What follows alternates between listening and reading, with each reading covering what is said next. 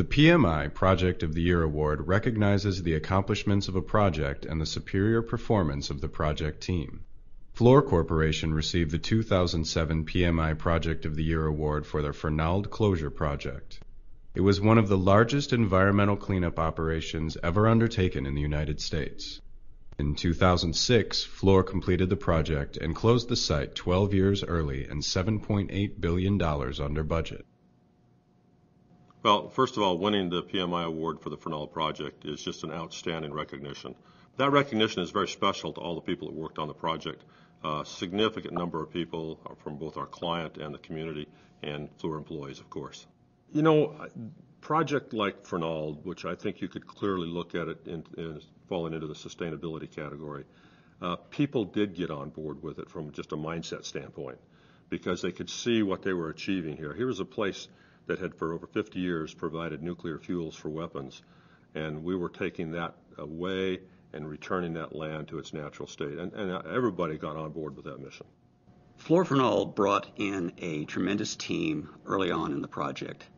They worked very hard. They had a lot of resources that they were able to bring to the table. They had a lot of depth. They were able to bring in a number of different programs to help define the project and to help us move forward. The Fernald project for Fluor was not a typical project by any stretch of the imagination. It spanned quite a number of years, 14 years to be exact, and even with that we were able to cut 12 years off of that schedule. To plan over that length of time and to take into effect all the contingencies, all the things that could happen that you can't foresee today as you start planning it, it had to have a very flexible plan. It had to have one in which the decision process was well oiled and your objectives were clear. This project had significant challenges. I mean, I don't think we would have won the award that had been an easy project.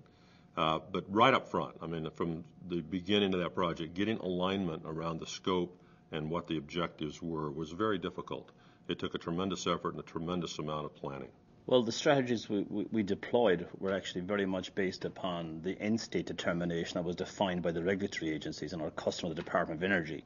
So once we put together a regulatory strategy and the end state was determined whereby closure was going to be defined, that this facility is going to be totally removed and will no longer be anything here except a green field in a park, and the site has to be cleaned up to a certain standards, we were able to identify key elements of the project that needed to be completed. So we subdivided the project into 6 subsets, and then we had discrete end states for each individual project. So the mission was identified. It's like rowing a boat. The team has to be in the boat together, knowing the direction to go. One of the key lessons that I learned is openness and communication.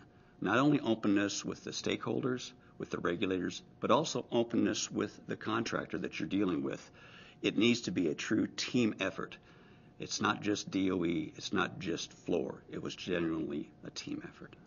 Well, the biggest challenges we faced, there were several, but I think the biggest challenge was changing the culture from a management and operations, which was 40 years the facility operated, to a closure culture that we're now going to work ourselves out of a job, and that's a tough challenge to accept for anybody today. Well, the first thing they did was they ran alignment sessions throughout the project with both the clients and the employees and the entire team. But then they posted those objectives and they posted their progress on them on a daily and weekly basis. Everybody was focused on the goals.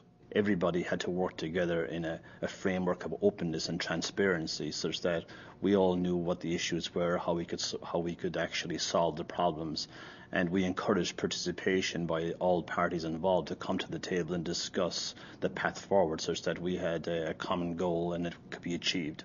I think one other aspect of that was worker involvement. It was very, very important to us. We found that engaging the workforce and how we plan the work and execute the work was instrumental in having ownership on the project.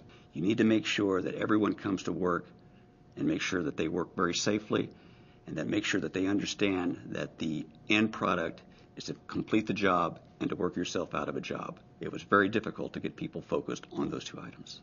If you look at what we tried to do, we tried to take a very environmental impacted area and to bring it back to its natural state. I think people get a certain level of satisfaction and pride in accomplishing that, rather than going down the street and building a bridge or a road. I think that they get a lot more value. They feel that they're bringing something to the community and as give back, and I think it does make a difference.